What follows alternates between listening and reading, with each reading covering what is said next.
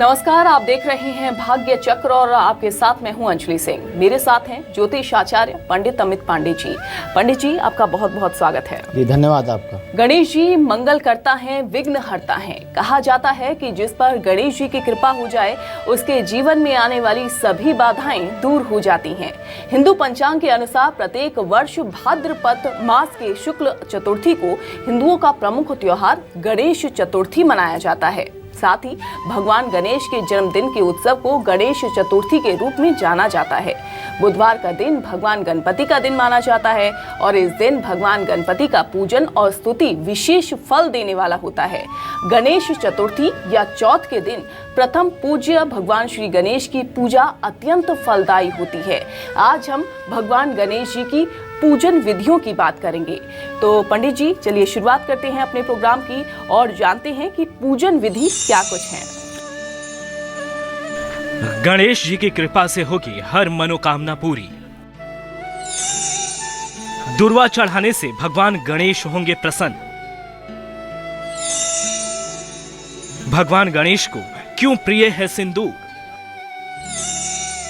छात्रों के लिए कैसे वरदान है प्रथम पूज्य। गणेश जी के साथ आती हैं रिद्धि सिद्धि, सिर्फ भाग्य चक्र में। खरवं स्थूलतनुं गजेन्द्रवदनं लंबोदरं सुंदरं प्रस्यन्दन मन्दगन्धलोब्धं व्यालोलगण्डस्थलं दन्तागाधविदारितारिरुधिरै सिन्दूरशोभाकरं वन्दे शैलसुतासुतं गणपतिं सिद्धिप्रदं कामदं। जैसा मैंने यह ध्यान अभी बोला भगवान श्री गणेश जी का, शैलसुतासुतम। शैलसुता कौन है? माता पार्वती हैं और उनके सुत अर्थात उनके पुत्र भगवान श्री गणेश हर प्रकार की सिद्धियों को, हर प्रकार के होने वाले कार्यों को करने में सक्षम है। जो आपकी मनोकामना है वह उनसे कहिए, उसके लिए उनसे निवेदन करिए, प्रार्थना करिए, पूजन करिए, अर्चन करिए, अभिषेक करिए, तो हर प्रकार की मनोकामना, हर प्रकार की सिद्धियां, हर प्रकार के कार्य को सिद्ध करने वाले भगवान श्री गणेश से कहा भी जाता है कि मंगल करता है, मंगल करता रहो। मंगल करते हैं जीवन में जितने भी मंगल चीज़ें हैं वह सब भगवान श्री गणेश के ही कारण है, क्योंकि यही मंगल करता रहो हैं और विघ्न हरता है। कठिनाई में चाहे विघ्न किस तरह का हो, वह जीवन में अगर विघ्न हरता कोई है तो भगवान श्री गणेश है। रही बात पूजन विधि की, तो पूजन विधि उसी तरह से होती है जैसे अन्य देवी देवताओं का हम पूजन अपने दैनिक जीवन में करते हैं। लेकिन बात जब श्री गणेश की आती है तो हमें बुधवार का दिन विशेष रूप से चयन करना चाहिए भगवान श्री गणेश के पूजन के लिए। बुध के दिन गणेश जी का किया हुआ पूजन अत्यंत कई गुना फलदायी हो जाता है। जैसे कि बुधवार के दिन आप प्रातःकाल स्नान आदि करके निवृत्त होकर के भगवान श्री गणेश जी के मंदिर में दुर्वा अर्पित करें। दुर्वा दूब को कहा जाता है, एक तरह की घास है। आप ये दुर्वा घास 21, 108, 51 अपनी शक्ति अनुसार जितनी व्यवस्था हो सके उतनी दुर्वा घास आप भगवान श्री गणेश जी को समर्पित करें। गणेश अथर्वशीर्ष में आया है, यो दुर्वांकुरान यजति। दुर्वा के अंकुर से जो यजन करता है, पूजन करता है, भगवान श्री गणेश को समर्पित करता है, तो निश्चित रूप से स वैश्रवणो मपो भवति। वैश्रवण कहा जाता है धनाध्यक्ष कुबेर को, अर्थात उसके ऊपर धन की प्राप्ति होती है, कुबेर की कृपा होती है। तो ऐसा करने से आपको जल्द ही धन लाभ मिलेंगे। अगर आप जिस काम को करने की काफ़ी लंबे समय से कोशिश कर रहे हैं, प्रयास कर रहे हैं और वह काम नहीं बन रहा है किसी कारणवश, या हर काम में आपको असफलता मिलती है, जैसे मान लीजिए कोई काम आपने शुरू किया बीच में रुक गया, कोई कारण से काम रुक जाते हैं, खंडित हो जाता है, या आपने कोई संकल्प ही किया है वही खंडित हो गया है, तो निश्चित रूप से आप जानिए कि गणेश जी आपके लिए सहायक सिद्ध हो सकते हैं। कैसे सहायक हो सकते हैं? कि आप गणेश जी के मंत्रों का जप करें, गणेश जी का विधि विधान से पूजन करें, तो जो आपके कार्य में विघ्न आ रहा है, जो आपके जीवन में अमंगल हो रहा है, जिस वजह से काम छूट जाता है, बार बार परेशानी आ रही है, भगवान गणेश की कृपा से वो सारे अमंगल दूर हो जाएंगे, वो सारे कार्य जो रुक रहे हैं वो फिर से आरंभ हो जाएंगे। गणेश जी के मंत्र आप कोई भी मंत्र शुरू कर सकते हैं। वैसे मेरा मानना है कि सबसे आसान, सबसे सरल मंत्र है ओम गंग गणपतये नमः। इस मंत्र का यदि आप जप करते हैं, क्योंकि यह भगवान श्री गणेश का मूल मंत्र माना जाता है। गंग इसका बीज है, गणपति उनका नाम है, नमः उसका पल्लव है, ओम प्रणव है। प्रणव लगा के गंग बीज अक्षर का प्रयोग करते हुए, भगवान का नाम लेते हुए, पल्लव नमः से युक्त करके जब आप मंत्र को उच्चारित करेंगे, पूरे शरीर में मूलाधार से लेकर के सहस्रार तक एक सकारात्मक ऊर्जा का प्रवाह पूरे शरीर में होगा। आपके अंदर खुद इतनी पॉजिटिव एनर्जी आएगी कि नकारात्मक से नकारात्मक विषय में भी आप कोई न कोई हल, कोई न कोई मार्ग आप ढूंढ लेंगे। इसी तरह से अगर आपके घर में कोई नकारात्मक ऊर्जा है, ऐसा लगता है कि चीज़ें अच्छी नहीं हो रही है, घर में आपसी तनाव बना हुआ है, लोग एक दूसरों का सहयोग करने के लिए तैयार नहीं है, तमाम आपने उपाय कर लिए, तमाम ज्योतिषी आपने विधि विधान कर लिए, खूब अनुष्ठान कर लिया, पूजा कर लिया, जप दान यज्ञ सब कुछ कर लिया, लेकिन कोई लाभ नहीं मिला। इसका मतलब यह है कि आपने जो उपाय किए वो गलत नहीं है। होता यह है कि हमारे जीवन की सबसे बड़ी समस्या यह है, ये इंसानी फितरत है कि समस्या अंदर होती है, उपाय हम बाहर ढूंढते हैं। किसी बड़े ऋषि ने कहा है कि आपके समस्त बाह्य जगत की समस्याओं का समाधान आपके अंतर जगत में है। तो उपाय और परिवर्तन आपके अंतर जगत में करना है। जब आपके अंतर मन में परिवर्तन होगा तो बाह्य जगत में बड़ा परिवर्तन दिखाई देगा। तो ऐसे में अगर कोई नकारात्मक फीलिंग आती है, कोई नेगेटिव वाइब्स आपको प्रभावित करे, जिसकी वजह से आपको मानसिक बेचैनी हो रही है या परिवार में कलेश बना हुआ है, तो इसके लिए गणेश जी का किया हुआ उपाय आपको निश्चित रूप से लाभ मिलेगा।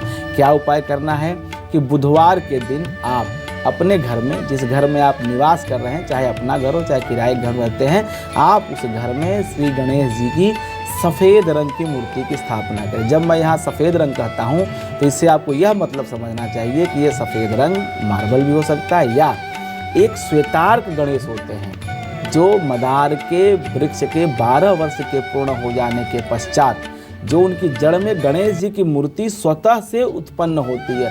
स्व उत्पत्त जो है भगवान श्री गणेश होते हैं, मंदार के जो पेड़ होता है उसके नीचे, तो वो श्वेतार गणेश कहे जाते हैं।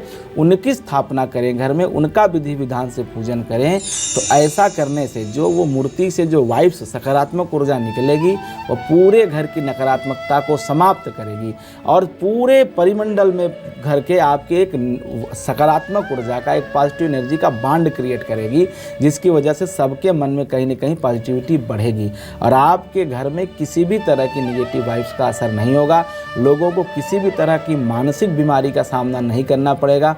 जो बुजुर्ग हैं या जो बच्चे हैं वो भी किसी तरह के बीमारियों से पीड़ित नहीं रहेंगे।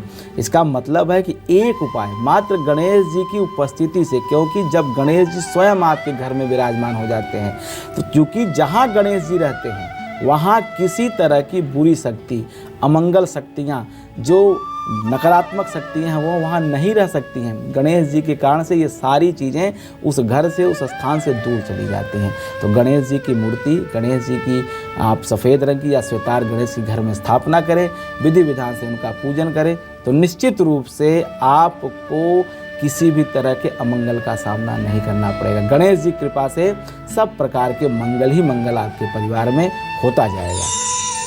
जी, चूँकि पंडित जी आपने मूर्तियों का जिक्र किया है, इसलिए मैं आपसे ये भी जानना चाहूँगी और दर्शक भी जाहिर सी बात है जानना चाहेंगे कि क्या मूर्तियों का विशेष महत्व होता है। गणेश जी की मूर्तियाँ जाहिर सी बात है बाज़ारों में देखी होंगी, लेकिन क्या मूर्तियों का भी विशेष महत्व है, अलग अलग मूर्तियों का विशेष महत्व माना जाता है और कैसा प्रभाव भी पड़ता है? देखिए, मूर्तियों की जब बात आती है तो हमारे यहाँ जो सनातन धर्म में मूर्तियों के बारे में कहा जाता है तो मिट्टी से सबसे शुद्ध मानी जाती है मृतिका की मूर्ति। लेकिन उसकी एक डीमेरिट ये होती है कि मृतिका की मूर्ति की जब प्राण प्रतिष्ठा की जाती है तो वह लंबे समय तक नहीं होती है। 1 वर्ष तक अधिकतम जो है मिट्टी की मूर्ति का जो है पूजन किया जाता है, उसके बाद उसका विसर्जन कर दिया जाता है। जैसा दीपावली पे आपने देखा होगा कि लोग मिट्टी के गणेश जी ले आते हैं, दीपावली के दिन उनकी स्थापना करते हैं, 1 वर्ष तक पूजन करते हैं, अगले साल फिर से गणेश जी को ले आते हैं। इसी तरह से जब गणेश उत्सव होता है उस समय भी मिट्टी की मूर्तियाँ आती हैं, तो ये मिट्टी की मूर्ति होगी। लेकिन धातुओं की मूर्ति का पूजन हमारे यहाँ बहुत वर्षों से रहा है, सदियों से रहा है। तो ऐसे में चांदी के गणेश जी, चांदी धातु के, या स्वर्ण के गणेश जी, तांबे के, पीतल के, लेकिन मैं ऐसा मानता हूँ कि तांबे के गणेश जी का पूजन प्रयास करना चाहिए, ना करें। पीतल के गणेश जी, चांदी के गणेश जी, इनकी स्थापना पूजन करने से निश्चित रूप से हर व्यक्ति की मनोकामना पूर्ण होती है। इसके अलावा पत्थर के गणेश जी, जो पत्थर की मूर्तियाँ बनती हैं, अच्छे अच्छे पत्थर और तमाम तरह के जो रत्न होते हैं उनके भी गणेश जी बनते हैं। मूंगा के गणेश जी हुए या पन्ना के गणेश जी हुए। तो हर ग्रह के अनुसार आप गणेश जी के अलग अलग मूर्तियों के पूजन का विधान हमारे शास्त्र में कहा गया है, करना चाहिए। लेकिन आप गणेश जी का पूजन करिए, यह अनिवार्य है। किसी भी मूर्ति पूजन करिए, बस पूजन करिए, अनिवार्य बात यहाँ पे यह है। तो मूर्ति पूजा के जरिए, गणेश जी की पूजा के जरिए उपाय यहाँ पर जो पंडित जी ने बताए हैं, उन कष्टों को दूर भी किया जा सकता है। लेकिन अपने कष्टों को दूर करने के लिए और घर में खुशहाली और समृद्धि लाने के लिए किस तरह से प्रथम पूज्य भगवान गणेश की पूजा की जानी चाहिए और गाय की सेवा करने से भी भगवान गणेश प्रसन्न होते हैं, हम जानते हैं पंडित जी से। पंडित जी बताइए कि क्या भगवान गणेश को प्रसन्न किया जा सकता है गाय की पूजा करने से? जी अंजलि जी, बिल्कुल सच कहा आपने। जैसा कि हमारे सनातन धर्म में ऐसी मान्यता है कि गौ में समस्त देवी देवताओं का वास होता है, अर्थात जो 33 कोटि के देवी देवता हैं, चाहे श्री हरि विष्णु हो, शिव हो, ब्रह्मा हो, विष्णु, महेश, गणेश, जितने भी देवी देवता हैं, सबका निवास गौ माता के अंदर माना जाता है। तो गौ की सेवा करने से, गौ का पूजन करने से गणेश जी की भी कृपा प्राप्त होती है। गौ सेवा से सुख शांति मिलती है। आपको गणेश जी को प्रसन्न करना है तो गौ की सेवा कैसे करें?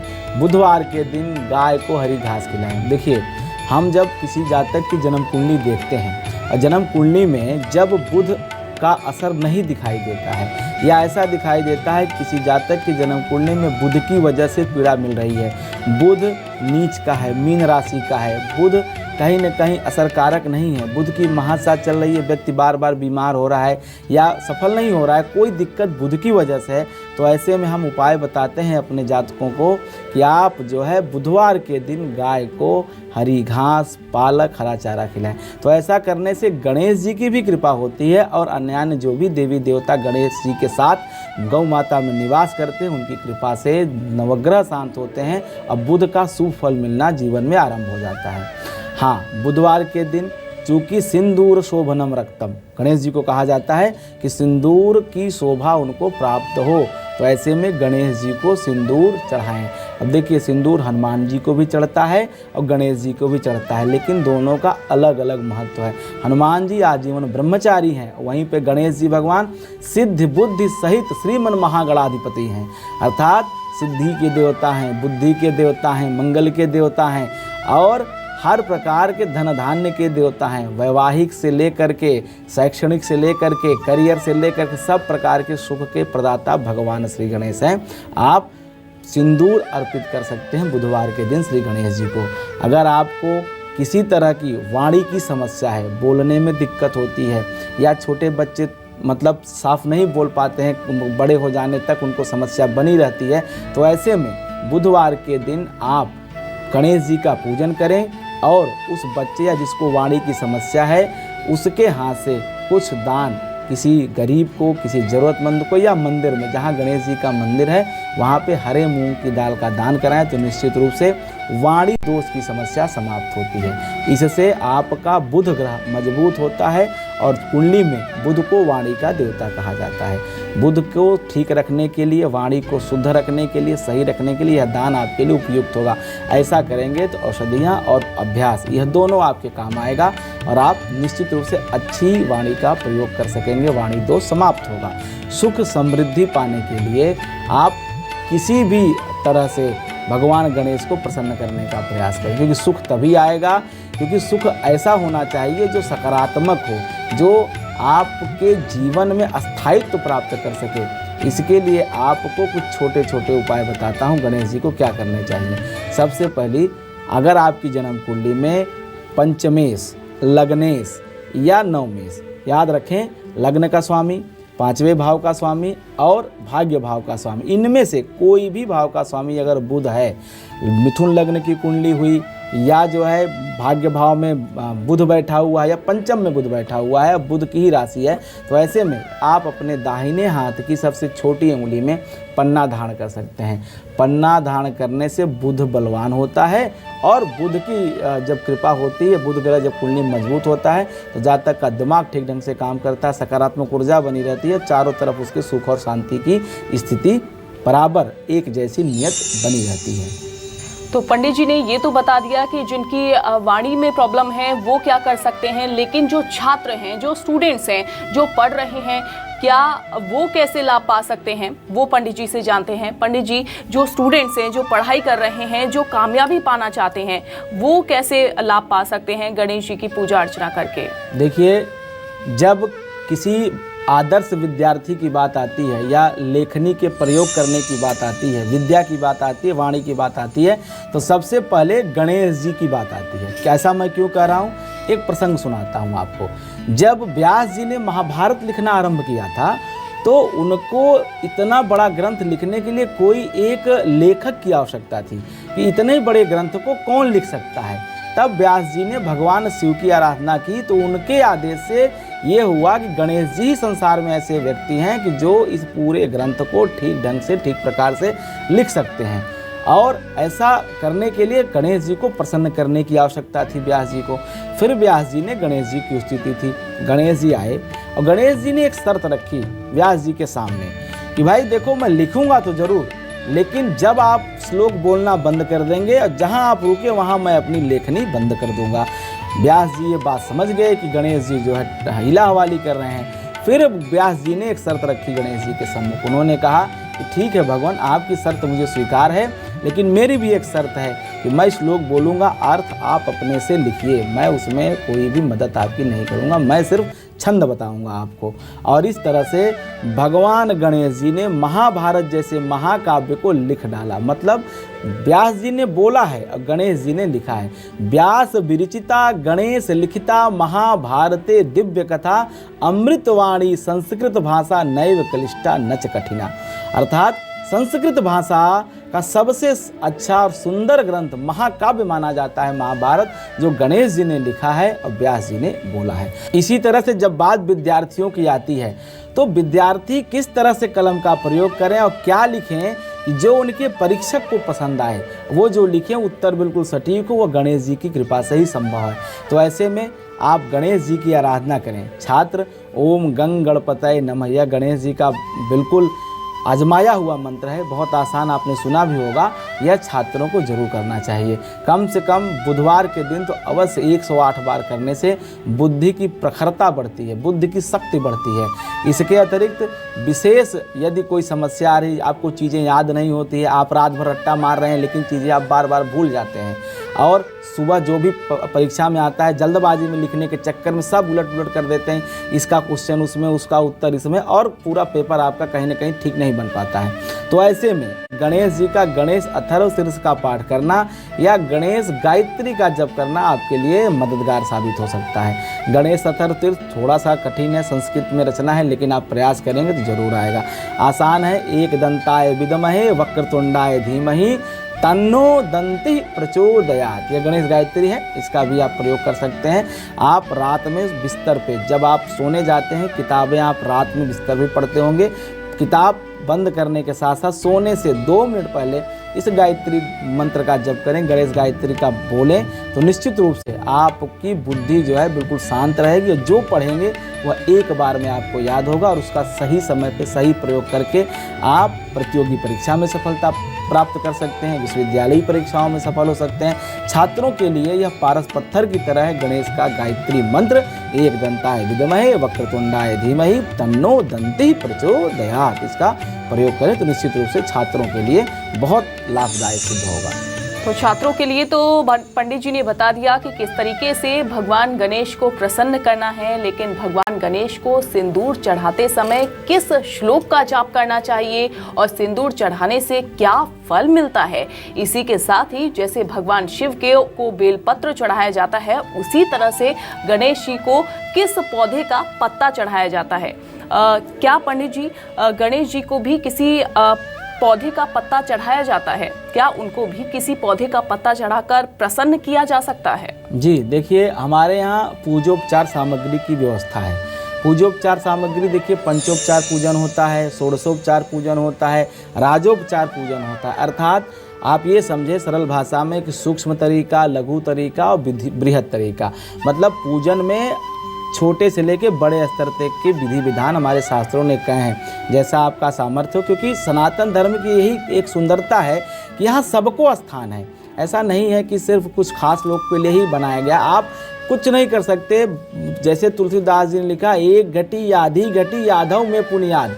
एक घटी 24 मिनट की होती है, आधी घटी 12 मिनट की होती है, और आधव में पुनियाद 12 मिनट के भी याद है कि 6 मिनट के पूजन से भी व्यक्ति ईश्वर कृपा का भागी हो सकता है।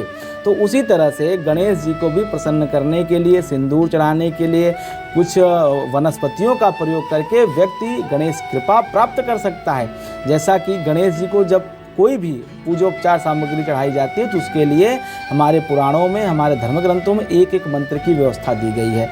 जैसे गणेश जी का ध्यान करते हैं तो जो है ओम गजाननम भूतगणाधिसेवितम सेवितम बोलते हैं, और आवाहन करते हैं तो ओम गंग गणपतये बोलते हैं, या गणानाम त्वा गणपति गुंगवामहे प्रियाणाम पति प्रियवति गुंगवामहे। जो वेद के मंत्र हैं, शुक्ल यजुर्वेद के मंत्र हैं, इनसे पूजन किया जाता है। लेकिन मैं अपने दर्शकों को बहुत आसान मंत्र बताता हूँ, खास करके उनके लिए जो अपने जीवन में सौभाग्य चाहते हैं। अब देखिए, सौभाग्य का बड़ा व्यापक अर्थ होता है कि जैसे मैंने बताया, हर पूजोपचार सामग्री चढ़ाने के लिए हमारे शास्त्र में एक मंत्र है। उसी तरह से सिंदूर सौभाग्यदायक है। और कहा जाता है, सिंदूरम शोभनम रक्तम सौभाग्यम सुखवर्धनम शुभदम कामदम चैव सिंदूरम प्रतिगृह्यताम।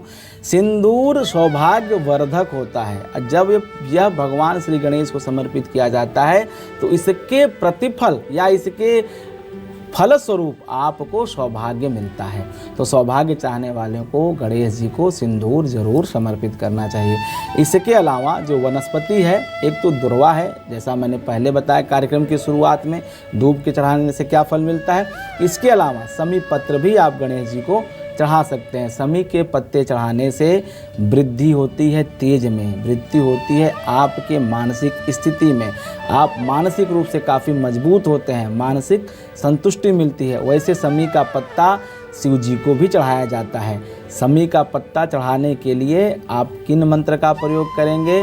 तत्प्रयाणि सुपुष्पाणि कमलानि शुभानि वै शमी दलानि हेरंब गृहाणम गणनायकम। ये विशेष करके गणेश पूजन में प्रयोग किया जाता है। इन मंत्रों के साथ अगर आप अर्पित करते हैं तो निश्चित रूप से आपको शुभ फल मिलेंगे। अगर मान लीजिए यह मंत्र आपको नहीं आते हैं तो क्या करें? ऐसी स्थिति में सामग्री तो जरूर चढ़ाएं, ये तो आसान है, इसमें कोई दिक्कत नहीं। लेकिन अगर ये मंत्र नहीं आते हैं तो ओम गंग गणपतये नमः इतना कह करके भी आप अपनी पूजन सामग्री गणेश जी को समर्पित कर सकते हैं, उन्हें प्रसन्न कर सकते हैं। इसके अतिरिक्त हमारे जीवन शास्त्र में जो सबसे महत्वपूर्ण ये है कि आप प्रातःकाल जब सो के उठें तो गणेश जी का ध्यान जरूर करें, क्योंकि प्रथम पूज्य हो सब देवन में गणपति गुण आधार। अर्थात इस प्रथम पूज्य का स्थान है। तो जब आप सो के उठें तो दिनचर्या की जो शुरुआत हो वह गणेश जी के स्मरण से हो, क्योंकि जब प्रातः स्मरण होगा गणेश जी का तो पूरा दिन मंगलमय होगा। अर्थात पूरे दिन आपके साथ कोई भी अमंगल घटना नहीं होगी। और जीवन की सुंदर बात यह है कि आपके साथ अच्छा हो चाहे न हो, लेकिन बुरा नहीं होना चाहिए। और यह मैं गारंटी के साथ कहता हूँ कि जो लोग गणेश वंदना करते हैं या अपने जीवन की शुरुआत, अपने दिन की शुरुआत गणेश जी के स्मरण के साथ करते हैं, तो मेरी गारंटी है कि उनके जीवन में अमंगल नहीं होता है। सब प्रकार से विघ्नों का नाश होता है और उनके जीवन में सिद्धि, बुद्धि और धन की वर्षा होती है। सब प्रकार से सुख सौभाग्य की प्राप्ति होती है। गणेश जी की आराधना करें, गणेश जी का पूजन यजन करें। गणेश जी की कृपा से सुख, शांति और सौभाग्य की जीवन में कभी कमी नहीं होने पाएगी। तो पंडित जी ने बताया कि कैसे गणेश जी की पूजा अर्चना करके उनको प्रसन्न किया जा सकता है और अपने जो भाग्य है, अपनी किस्मत को कैसे चमकाया जा सकता है। पंडित जी आपका बहुत बहुत शुक्रिया। जी धन्यवाद आपका। तो भाग्य चक्र में आज बस इतना ही। आगे के एपिसोड में हम कुछ और विषयों पर पंडित जी से विस्तार से चर्चा करेंगे, लेकिन आज हमें दीजिए इजाजत और आप देखते रहिए न्यूज़ 24 मध्य प्रदेश छत्तीसगढ़।